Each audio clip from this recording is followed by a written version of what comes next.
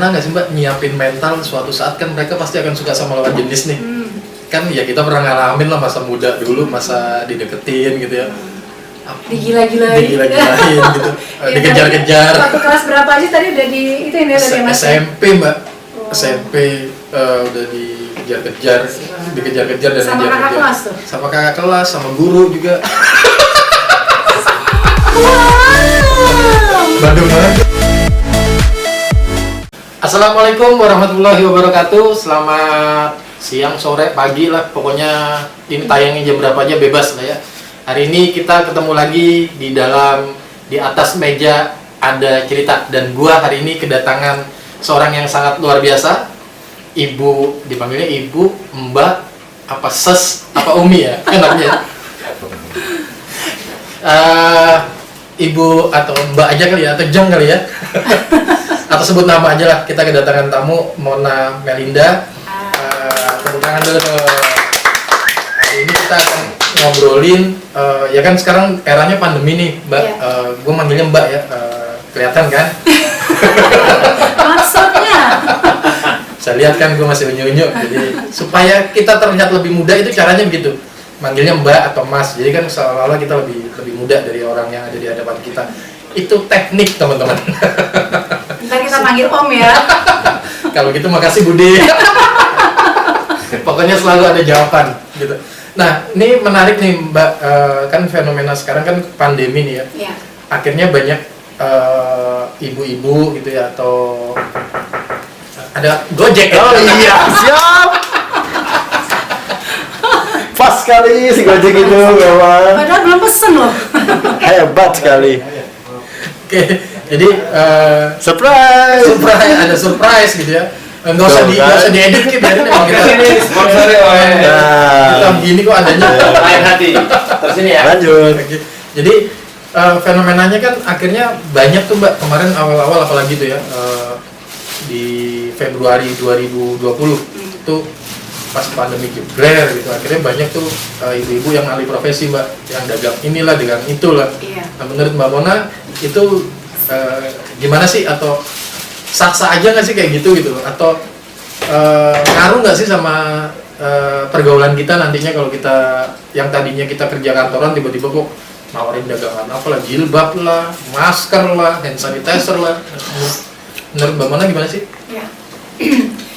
Itu kan sebenarnya mereka, kalau menurut aku sih nggak apa-apa ya. Sah-sah aja jadi. Sah-sah aja lah ya. Kalau menurut Mas David gimana? Kalau saya sih, kalau istri saya begitu ya alhamdulillah Mbak. Jadi ngebantu supaya dapur ngebul sih. Sempet ya waktu itu kayaknya ya. Sempet. Buat apa? Pastel. Ya makanan. Sama makanan ringan gitu ya. Kue-kue ya. Kue, terus ya apalah dia, kalau saya bisa dijual mungkin saya dijual. Wadidaw. Takut nggak ada yang beli kalau dijual. Kayaknya sih makanya nggak dijual. Barang antik soalnya. Ya sempet sih istri juga jualan ya, nawarin produk-produk apalah dia, gorengan-gorengan gitu lah, pokoknya yang bisa ngisi kekosongan. Jadi menurut Mbak Mona wajar? Nggak apa-apa. Nggak apa-apa ya? Fine-fine aja, asal jangan agak maksa gitu. Oke. Terus kan ini nih Mbak, yang kejadian tuh ya di WhatsApp, di timeline Instagram, Facebook, Twitter gitu. Banyak nih mak-mak udah mulai teriak-teriak nih kemarin, terutama kan anak-anak kan akhirnya pada sekolah dari rumah ya, online gitu. Nah, orang tua itu ngerasa kok jadi tugas guru dilimpahin ke orang tua di rumah gitu. Menurut dari Mbak Mona gimana sih sebagai seorang ibu juga dan juga bekerja juga gitu ya, itu beban nggak sih kayak gitu? Ya, aku kan kebetulan dua ya Mas. Aku terus kemudian juga memang ya itu online ya. Awal-awal memang agak repot karena apa? Bahkan makin repot karena waktu itu cuma punya handset satu gitu, cuma punya HP satu. Sementara mereka barengan nih, apa namanya? Satu buat berdua. Jadi kadang-kadang suka minjem sama yang lain gitu. Itu lebih supaya nggak akrabin kali ya, bukannya nggak ada gitu. Iya, ada sih satu pakai laptop, cuman kadang-kadang kan gini ya, aplikasi laptop bagus nanti buat apa, tapi nanti kalau yang buat yang lainnya sulit. Gitu juga dengan handphone. Akhirnya kemarin tahun lalu udah beli dua lah ya, jadi satu-satu gitu. Nah, memang awal-awal sulit, agak lumayan karena pertama kan kita harus pengenalan dulu nih terhadap si online-nya kayak apa. Terus yang kedua, berhubung karena memang transformasi apa namanya ya, jadi informasi itu kan kalau guru, kalau di offline, kalau di kelas kan dia bisa langsung ngecek nih anak muridnya paham atau enggak. Tapi kalau di online kan nggak gitu. Iya. Jadi terbatas sehingga akhirnya mereka ngasih mungkin hanya poin-poin utama. Nah kita yang diminta untuk membimbing si anak-anak untuk cari literasi yang lain, cari sumber yang lain. Jadi sangat-sangat kompleks yang awal-awal itu ya. Yang pertama tadi gadgetnya Harus punya satu orang satu gitu. Betul. Terus bisa jadi faktor pembiasaan kali ya, anak-anak belum biasa.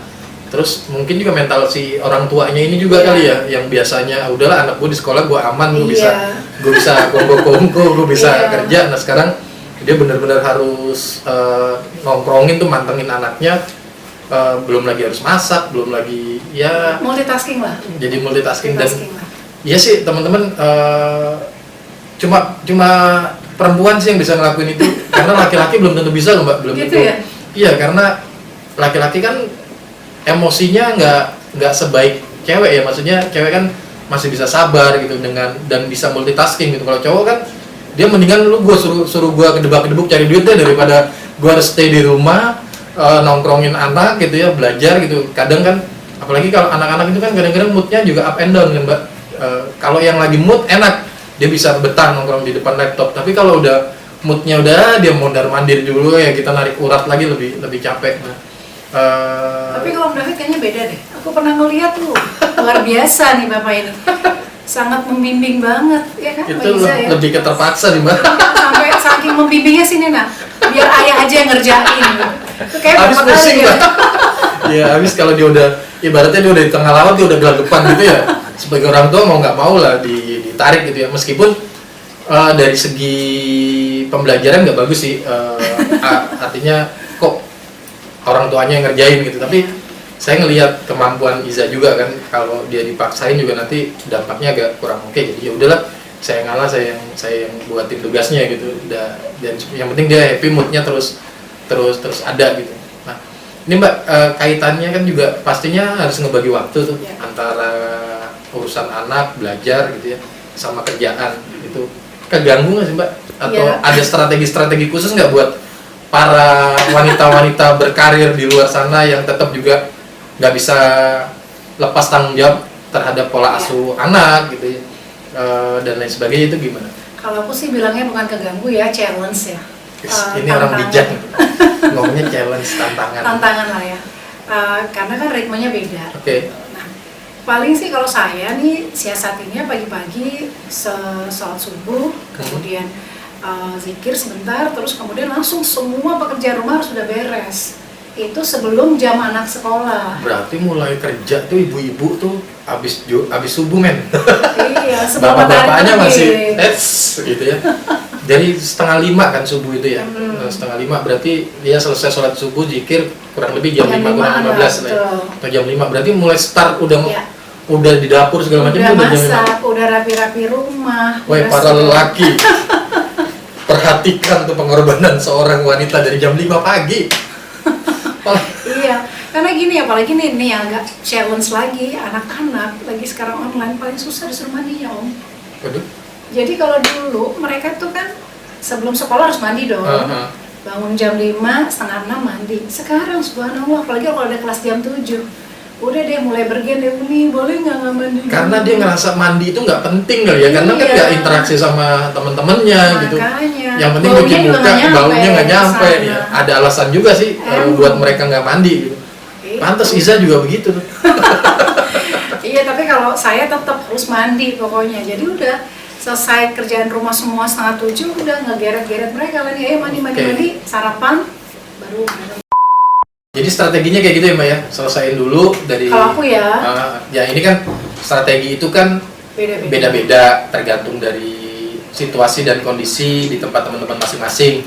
Kalau memang anaknya satu ya gue nggak harus jam 5 dong, jam 6 juga oke-oke aja, silakan. Namanya strategi itu kan nggak bisa dipaksakan. Bisa jadi di Mbak Mona itu bekerja itu berhasil, di tempat kita enggak gitu, karena pasti caranya beda-beda gitu. Iya. Nah, terkait ini nih Mbak, pergaulan sekarang sebagai seorang ibu itu worry nggak sih ngelihat pergaulan sekarang, apalagi dengan platform-platform apa yang lagi booming nih, tik-tik ya, tik-tik. Tik. Worry nggak sih, was-was nggak sih sebagai orang tua gitu ya, kan pasti beda ya sama zaman kita dulu ya, Iya. zaman Mbak dulu lah. Ya 11 lah. 11-12 kita ya, 11, Pak. 12 gitu. Zaman kita dulu kan nggak kayak sekarang ya Mbak. Iya. Yang nggak kayak sekarang aja juga orang Masih tua bisa kita juga dipantau lah ya, iya, masih paling bisa nggak ya. dipantau. Nah, sekarang nih gimana nih sebagai seorang ibu lah ya, dari anak-anaknya, ketakutan apa sih yang Iya. dipikirkan gitu sama Mbak Mona? Ya apalagi kebetulan anakku kan cewek ya. Dua-duanya ya, si dua-duanya. kakak ya. Jadi beda lah penanganannya. Nah, memang yang paling ditakutkan adalah ya mereka punya handphone, mereka punya gadget. Ya.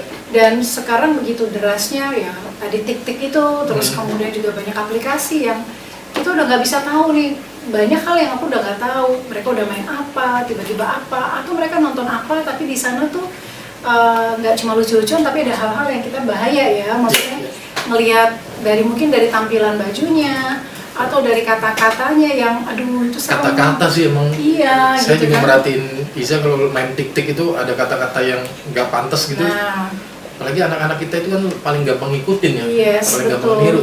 Dan kan naif aja, maksudnya, Iya. oh begitu ya maksudnya, nanti ya tiba-tiba dia bisa ngomong hal itu ke saya tuh yang saya kaget kan. Oh dapet dari mana tuh gitu kan. Shocking lah ya, Iya, gitu. iya. Tapi ya kita nggak bisa kan meredam itu, karena itu udah it happen. Iya. Beda zaman kita ya Om ya, Iya, kalau iya. dulu kan kita main gundu, Main tak umpet, main umpet, main karet gitu. buat sodor. Kalau sekarang kan udah nggak main begitu. Ya paling yang kita siasatin adalah pertama tetap harus kasih penanaman kasih tahu ke mereka Iya, iya. mana hal yang baik, mana hal yang enggak. Terus kemudian juga kembali lagi gadget itu fungsinya buat apa ya? Waktu itu Umi kasih sama kakak sama adik buat apa? Bukan buat kayak gitu-gitu loh, tapi buat belajar. Boleh main games dan mereka karena suka izin sih, Umi boleh nggak nonton ini, boleh nggak gitu, karena mungkin kelihatannya asik, tapi hati-hati ada hal-hal yang kalian belum tahu tuh tapi bahaya buat kalian. Gitu sih Om paling. Ada pembatasan nggak Mbak? Lu boleh main gadget dari jam sekian sampai jam sekian, selebihnya gadget ditahan. Karena ada teman-teman saya tuh ngebatasin anak-anaknya untuk main gadget. Jadi dari jam sekian sampai jam sekian lu boleh main. Ya. Setelah itu handphone disita sama ibunya, sita dalam tanda kutip, nanti dikasih lagi jam sekian gitu. Ya. Diterapin juga nggak kayak gitu? Pernah sempet. Terus kan aku kan juga kerja, terus aku pergi gitu ya, sehingga ya aku nggak bisa lah tahu Iya, bener-bener nggak ya. controllingnya susah ya. Mereka bener-bener nggak sih ngelakuin itu gitu. Paling kalau misalnya kalau saya lagi di rumah terus ngeliat ini udah mulai kelamaan nih nonton atau udah kelamaan megang gadget, udah stop dulu sini, gadgetnya udah dipegang, nggak boleh ya. Oke. Dan selalu saya bilang ini, tolong seimbangkan, boleh main, boleh gadget, tapi pertama urusan sekolah nggak boleh terlantar. Itu sempat waktu itu si kakak ya, sempat dia kelewat ada berapa tugas sekolah, wah itu aku tuh marah aja gitu. Maksudnya kok bisa sampai kayak begitu, karena ya dia sibuk megang handphone tapi buat hal yang lain kan, itu kan nggak oke gitu. Ya, itu kan pengertian gitu bisa kita kasih ke anak kita kalau yang memang anaknya itu lurus-lurus aja gitu Mbak. Iya. Maksudnya nurut-nurut, kan kadang ada juga anak itu yang batu gitu ya, susah dikasih tahu. Ini kayak nyeritain Om zaman dulu gitu ya. Ya kurang lebih kayak gitu lah, makanya saya masih ngeliat penderitaan di wajah orang tua saya sampai sekarang tuh masih kelihatan gitu ya, karena ngurusin saya gitu. Nah, punya nggak Mbak tips and trick gitu ya kalau anaknya itu memang benar-benar ya susah lah dikasih tahu. Kalau ya saya tahu lah anaknya Mbak Mona kan yang lempeng-lempeng aja gitu loh, yang nggak kayak zaman saya kecil gitu ya, diomelin bisa balik ngomelin gitu. Astagfirullahaladzim, maafin ya. Gitu. Tapi kalau anak-anak yang kayak yang hiperaktif gitu ya, yang anak-anak yang dalam tanda kutip batu gitu loh, itu tips and triknya apa sih? Karena ada juga yang sampai dijewer, sampai di itu kan pengaruh juga di psikis si anak gitu ya. Iya. Caranya gimana Mbak? Ya, kalau kembali lagi kalau menurut aku ya Mas, mungkin ini bisa jadi tepat atau pastinya akan sesuai dengan karakter masing-masing anak. Paling tidak yang pertama adalah tetap kita sentuh dengan hati sih. Karena kan anak-anak itu kan sebenarnya fragile ya. Jadi sangat apa ya, rapuh lah ya gitu. Jadi tetap harus sentuh hatinya. Terus kemudian kembali lagi karena mereka memang lagi usianya masih kecil, pembiasaan itu penting. Oke. Jadi sentuh hati, pembiasaan, dan kemudian tetap kasih pengertian. Dan yang gak lupa adalah tentunya doa lah. Karena kan ya kita punya anak, tapi kan sebenarnya belum punya kita. Itu kan punyanya Allah gitu, dan yang nguasain hatinya bukan kita gitu. Itu Allah gitu. Paling itu sih terakhir, jangan lupa. Contoh penting nggak Mbak? Contoh Penting penting banget. karena kan ya sama lah kayak kita. Zaman saya dulu tuh SMP ya, saya dulu ngerokok ketahuan sama bokap gitu. Waktu SD ngerokok kelas SMP. SD. Kalau SD ngapain dulu? SD masih jualan es saya. SMP itu ngerokok gitu, ketahuan sama bokap. Jualannya sambil godain cewek dulu kali ya Om? Cewek godain saya Mbak. Oh subhanallah. Saya ditakdirkan digodain gitu. Oh Masya Allah, iya. Ya, harus sombong lah Mbak. Iya. Oke. Jadi pas ketahuan ngerokok tuh bokap nggak ngomelin gitu sampai kamu berhenti ngerokok, tapi dia juga sambil ngerokok gitu. Dan dulu gue sempet sampai bilang ya papa kalau nyuruh orang berhenti ngerokok ya papa berhenti ngerokok dong. Hampir gue digampar terus gue kabur aja. Jadi Kan gitu. jadi contoh itu penting ya. Jadi ketika lu ngasih sesuatu yang baik ya lu harus nyontohin juga gitu. Sehingga anak-anak kita ngikutin gitu Mbak. Jangan sampai kita nyuruh anak kita belajar, kitanya nonton drakor. Nah belajar kita sambil depan TV nonton drakor itu juga kan nggak banget ya gitu. Karena ya tadi selain yang tadi doa, kemudian pembiasaan, kemudian sentuh hati, kasih pengertian. Nah yang paling penting juga contoh juga ya Mbak. Kita sebagai orang tua bisa ngasih contoh yang baik di depan anak-anak kita tentunya gitu. Kalau dulu Pak peribahasanya kalau murid guru kencing berdiri, murid kencing berlari. Mbak kan si kakak kan juga udah mulai beranjak dewasa nih. Iya. Si Ica juga yang kecil juga mulai. Pernah nggak sih Mbak nyiapin mental suatu saat kan mereka pasti akan suka sama lawan jenis nih. Kan ya kita pernah ngalamin lah masa muda dulu, masa dideketin gitu ya.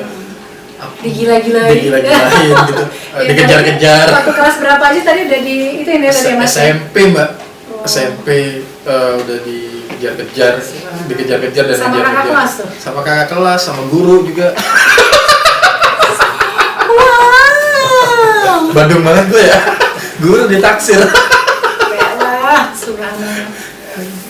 Kalau saya sih gini apa? Ya itu kan pasti kita laluin nih. Nanti anak kita pasti dewasa gitu ya, udah pasti kenal lawan jenis gitu. Kalau gue sih lebih nyiapin mental. Aduh, gue bakalan nanti ada yang tetap pintu Om, misi Om. Aduh, gue udah tahu nih kelakuannya basi banget. Sejarah terulang. Gue sempet was-was juga gitu ya, apalagi kakaknya Iza kan juga udah dewasa gitu. Waktu SMA, waktu dia di sini tuh ada temen cowoknya datang yang mukanya lugu, dalam hati gue udah pernah seumuran lo gitu. Kartunya udah dijual ya. Sampai gue tuh sampai takut aja tuh. Itu Mbak, kalau dia lagi berdua di sini di ruang tamu, gue sampai duduk di situ nemenin gitu, karena my God. seenaknya itu, Pak Bos kenapa sih di sini? Enggak apa-apa, karena ya gimana ya, gue belum siap juga gitu. Terus apalagi kalau dia izin mau ngajak nonton, itu gue selalu nanya details gitu, nontonnya di mana, terus nanti lu pulang harus jam sekian, terus bahkan sampai gue bilang lu duduknya jangan yang paling pojok ya, sampai gue bilang kayak gitu tuh kan. Gue pengalaman yang ya dulu mungkin asik gitu ya, tapi sekarang kok jadi nggak banget gitu ya. Itu yang gue alamin Mbak. Kalau Mbak Mona gimana nih menyiapkannya dalam bentuk apa nih? Karena kan pasti si kakak nanti ya tiba-tiba ada yang datang, Assalamualaikum Umi, jam tangan. Gue tahu lu. Iya. Nah, jadi sekarang lagi masa was-was nih Om ya. Was-was Mbak. Iya, kalau tadi sih yang Om lakuin malah udah bener kalau menurut aku. Mungkin sebagian orang ngerasa, ih kok terlalu itu banget sih, protek banget gitu. Tapi ya emang itulah yang harus kita lakukan ya. Justru kalau nggak kayak begitu, daripada nanti kita yang nanti menyesal di kemudian hari kan. Yeah. Dan apalagi kebetulan anaknya Om tadi yang perempuan ya otomatis memang harus kayak begitu. Paling tidak dengan kayak begitu, temennya kan jadi mikir ya Om. Yeah. Gue kalau mau macem-macem sama cewek ini nih, gue bakal berhadapan sama babenya nih yang udah siap gedebuk gitu kan. Ya itu sih fine lah, bagus lah gitu. Nah kalau yang sekarang ini, aku anak-anakku nggak usah nunggu nanti. Yang dulu malah adiknya cerita, Umi kelas 2, Ica udah naksir loh, Mi, namanya si ini. Sedap, Waktu Ica. kelas 3 si ini, kelas 4 nih ada 3 orang Umi gitu kan. Terus antara emang apa sih naksir itu gitu loh, aku nanya kayak begitu. Ya, iya dia bilang sama Ica Umi. Iya, Kelas berapa itu, Mbak? Waktu dari mulai kelas 2 2 SMP. SD dong. Ya, zaman kita kelas 2 SD mana ada istilah nembak-nembak ya? Makanya. Gue suka malu nggak ada tuh. Ada ya? Oh, ada. Lebih bangor lagi. Oh, iya. Nanti kita hadirkan ya. Ya, dan itu kan bakalan terjadi ya. Dan memang was-was sih. Ya pertama kalau saya lebih banyak doanya karena kita nggak pernah bisa ngejaga dia selamanya. Iya. Tapi paling tidak balik lagi pengertian sih, ngasih pengertian, ngasih pemahaman. Dan kita udah mulai ngasih tahu, termasuk juga di sekolah dia mulai dikasih tahu gitu. Mana sih area-area yang yang kita boleh dilihat sama orang lain. Mana area-area yang teman sebaya yang perempuan boleh pegang. Mana area yang tidak boleh orang lain sentuh gitu. Oke. Nah, dari situ mudah-mudahan mereka udah mulai aware kayak gitu sih. Apalagi sekarang ya, intensitas ketemunya kan selama pandemi ini jadi lebih banyak ya dibandingkan dulu. Sebelum pandemi kan Mbak Mona kerja ke kantor, mungkin pulang udah kondisi capek, anak-anak udah tidur gitu. Nah, kalau sekarang lebih intens, jadi mungkin pendekatannya lebih maksimal ya. Dan jadiin friend sih ya, jadi jangan sampai nanti dia malah takut ya ngomong sama kita, terus ngelihat kita ya kayak nggak boleh ya, nggak boleh itu, ya dia nggak asik deh, mendingan gue nggak ngomong deh, itu kan malah lebih bahaya nanti ya Om. Menarik nih Mbak, ketika tadi pas Mbak Mona bilang kita menjadikan anak itu teman atau anak itu nganggap kita teman. Itu saya lakuin juga sih di Nana, di kakaknya Iza. Kita kalau ngomong nyantai, bahkan kalau ngomong gua lu saya coba memahami, masuk ke areanya dia gitu. Karena kalau kita ada jarak, apalagi kan kakaknya Iza sekolahnya jauh ya, dia bukan lagi, di sini ya Om ya, di luar negeri ya. Iya, dia lagi sekolah di negerinya Doraemon lah, di Jepang. Worry sih pasti ya, culture beda, agama beda gitu ya. Di sana kan nggak seperti di kita ya gitu. Jadi kalau kita video call, kita ngobrol itu ya layaknya teman aja. Jadi kadang sekarang lagi deket sama siapa, saya bilang kayak gitu. Ada nih kayak begini. Dia mau cerita gitu? Mau, dia cerita namanya siapa, terus sampai saya bilang agamanya gimana gitu. Ya dia mau kok ngikut kita gitu. Ya bukan masalah mau dan enggaknya gitu kan. Awal-awal orang belum dapet apa aja dilakuin kan gitu. Kita pernah muda lagi kayaknya. Ini kayaknya banyak cerita-cerita kita pengalaman. pernah muda lah bro. Kalau lagi belum dapet apa aja juga kalau dilakuin. Sekarang udah enggak? Enggak, saya maksudnya. Iya nggak tahu. Oke. Karena kalau ini kita mesti hati-hati juga. Kita ngomongin hal-hal yang kayak gitu, nanti kita diuji dengan apa yang kita omongin. Makanya sebenarnya saya bilang nggak tahu gitu ya, kalau kita bilang saya nggak akan kayak gitu, nanti tiba-tiba diuji menjilat udah sendiri kan, mendingan ya nggak tahu lah, kita jalanin aja hidup gitu. Mbak, selain tadi tuh mental buat anak-anak nanti kan dia kenal sama pasangan hidupnya dan lain sebagainya. Anak-anak Mbak Mona itu udah mulai cerita nggak sih cowok idamannya kayak gimana, terus nanti dia ke depan itu pengen jadi apa gitu, terus ingin memberikan apa buat uminya gitu. Udah pernah ngomong-ngomong kayak gitu nggak sih? Kalau Iza sih beberapa kali udah bilang gitu ya. Ayah, kayak gimana istrinya nanti calon istri? Iya, ayah aku suka yang begini. Terus dia bilang, ayah nanti aku kalau gede, aku mau bantuin ayah kerja. Gitu. Masya Allah, so sweet. Bantuin apa nih? Ya bantuin apa aja gitu. Ya, gitu kan. Nah kalau si Ica sama kakaknya siapa? Aliza, udah ke arah situ nggak ngobrolannya? Sekali-sekali, nggak secara khusus ya. Jadi kalau misalnya mereka lagi ketawa-ketawa, terus ngelihat ada film gitu, terus ya udah aku nimbrung lah ya. Apain sih? Ini cakep banget nih gini-gini. Oh gitu, yang cakep kayak gimana sih? Kayak begini nih, gini ya. Terus ini nanti kalau cakep kayak gini bagus nggak kalau nanti juga buat jadi pasangan hidup? Nah mereka terus baru kita diskusi itu di situ gitu. Cakep aja apa namanya Nggak nggak cukup gitu ya. Apalagi apa namanya jangan cuma lihat kecakapan, jangan cuma melihat apa namanya materinya, gitu. Tapi lihat lagi hal lain, gimana sifatnya, gimana dia terhadap kita, baik atau enggak atau pura-pura baik. Gitu. Nah, mereka udah mulai nanti kan kadang-kadang suka nonton sinetron, nanti ketahuan nih, yang ini tuh kayaknya cowoknya nggak baik kayak gitu-gitu, something kayak begitu. Jadi udah sedikit-sedikit sih.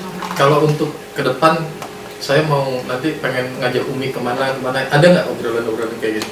Kan kadang itu buat orang tua meleleh ya, ya lu masih kecil udah mikirin kayak gitu. Secara spesifik, ya mungkin kadang-kadang terlontar misalnya cerita, ya nanti kalau udah gede nanti Umi sama Aliza atau sama adik gitu, ntar kita ya rumahnya bareng dan seterusnya kayak gitu. Yang paling sering sih bilangnya nih Umi love gitu, Umi love itu udah meleleh tuh. Padahal simple ya, sepele gitu ya, tapi buat kita gimana gitu ya. Ya mudah-mudahan Mbak anak-anak terus on the track gitu ya, dan bisa jadi anak yang soleha dan bisa anaknya Mas David juga insya Allah. Amin, dan bisa berbakti buat kedua orang tuanya tentunya, agamanya dan juga buat keluarga besarnya. Jadi teman-teman nggak gampang ya jadi ibu rumah tangga itu, makanya kalau kemarin ada yang viral ngasih berapa ya, 300.000 buat sebulan gitu ya, kalau nggak salah di YouTube atau di mana gitu, itu ada suami ngasih uang belanja ke istrinya berapa gitu dan harus cukup ya. Gue sih miris aja gitu karena ternyata tugasnya berat, tanggung jawabnya juga berat, ngatur supaya uang belanja itu cukup itu juga butuh keahlian khusus gitu. Tadi kita udah sama-sama dengar apa yang disampaikan oleh Mbak Mona gitu ya, dia harus siap-siap dari jam 5 pagi gitu, dan harus membagi waktu antara anak dan juga karir gitu. Nah, ya mudah-mudahan apa yang dicita-citakan bisa tercapai, dan seluruh ibu-ibu yang ada di luar sana tetap semangat, dan mudah-mudahan pandeminya segera berakhir. Amin. Sehingga bisa liburan lagi sama suaminya, liburan lagi sama keluarganya, dan bisa happy. Terima kasih. Kita akan kembali lagi di atas meja ada cerita dengan segmen-segmen yang berikutnya. Assalamualaikum warahmatullahi wabarakatuh. Terima kasih Mbak Mona.